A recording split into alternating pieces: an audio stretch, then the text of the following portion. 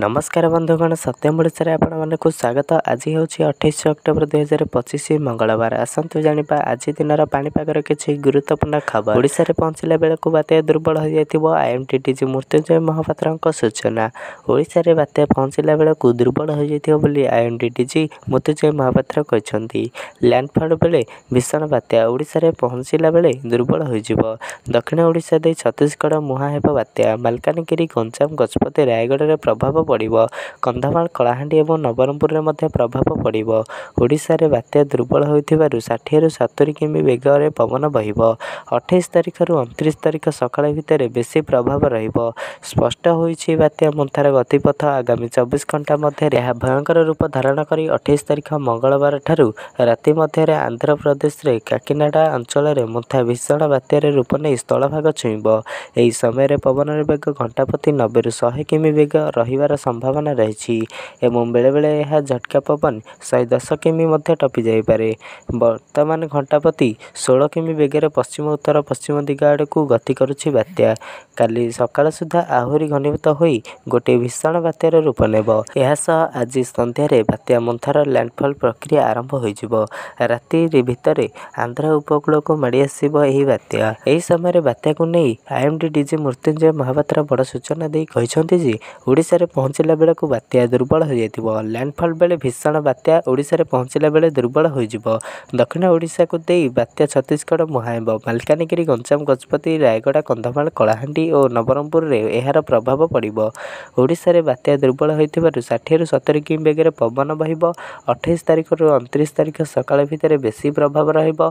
बंगोपसागर सृष्टि होइतिबा लघुचाप बात्यारे परिणत होइछि। एहार प्रभाव रे आज ठारू समुद्र अशांत रहिछि। तेणु मत्स्यजीवी मानकु समुद्र भितर को माछ धरी न जावाकू बारण करा जायछि। प्राणी संपद विभाग पक्षरु सचेतन मध्य जारी करा जायछि। विभाग पक्षरु डाक बंगोपसागर रे सृष्टि होइतिबा लघुचाप बात्यारे परिणत होइछि। एहार प्रभाव रे आज ठारू समुद्र अशांत रहिछि। तेणु मत्स्यजीवी मानकु एही माछ धरिया पई समुद्र भितर को न जावाकू परामर्श दिया जायछि। विभाग पक्षरु डाकबाजी यंत्र साहाय्य नेहरू बंगला माछधारा बंदर षंढकुद मत्स्यजीवी बस्ती नुआ बजार कॉलोनी 18 बांकी माछधारा बंदर चौमुहाणी माछधारा बंदर निकट में मत्स्यजीवी मानकु गतकाली सतर्क कराइथिबा बेले आज मध्य डाकबाजी यंत्र साहाय्य प्रचार करा जाउछि। तेबे आज सुधा समुद्र मत्स्यजीवी फेरी आसीथिबा बेले धीरे धीरे समुद्र अशांत रहिथिबार सूचना मिलुछि। बढ़ुछि बात्या मंथार गति आज राति रे करिबो लैंडफॉल। बंगोपसागर सृष्टि होइथिबा सामुद्रिक बात्या मंथा गति धीरे धीरे आगको बढ़ुछि। आज राति रे स्थलभाग छुईबो बात्या मंथा। 29 तारिख भोर रे बात्या रूप नहीं ओडिशा को देई गति करिबो। कोरापुट मालकानगिरी नवरंगपुर देई गति करिबो मंथा। एही समय रे पवन रे बेग 60 रु 70 किमी बेगरे रहिबो। अति बेसी रे पवन रे बेग 80 किमी रहिबो। दक्षिण ओडिशा रे एहार प्रभाव अधिक रहिबो। छत्तीसगढ़ रे पहुंचला बेलकु अवपात होई दुर्बल हेबो।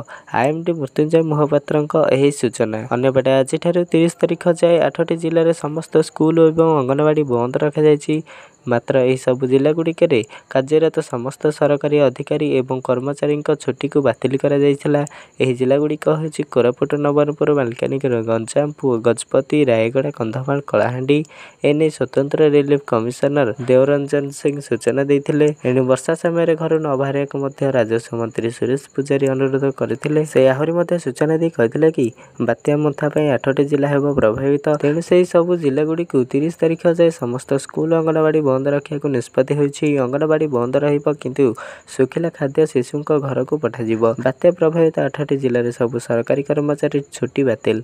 बात्या प्रभाव में 60 रु 100 किमी बेगरे पर्यंत पवन बहिर संभावना रही। एने विभिन्न विभाग सहित प्रस्तुति को नहीं बैठक सरी।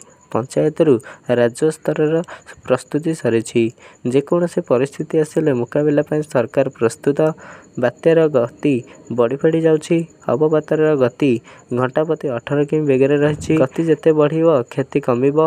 मालकानगिरी को देई अतिक्रम करी छत्तीसगढ़ जीव बात्या। छत्तीसगढ़ रे वर्षा भी हेबो फल महानदी रे पानी आसिबो। जल भंडार रु जल छाड़ा जाउछि। समुद्र भितर थिले फेरी आसिबाकू मध्य निर्देश दिया जायछि।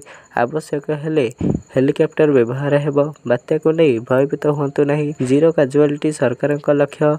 अति आवश्यक न पड़े घर बाहरतु नहीं। आज खबरटी ये थिला। जदि भिडियोटी भल लगे भिडियोटी लाइक दिंतु। चैनल को नथिले चैनल को सब्सक्राइब करके रखि था। यहीपरिका गुरुत्वपूर्ण खबर पाइबा ब्यूरो रिपोर्ट सत्यम ओडिशा।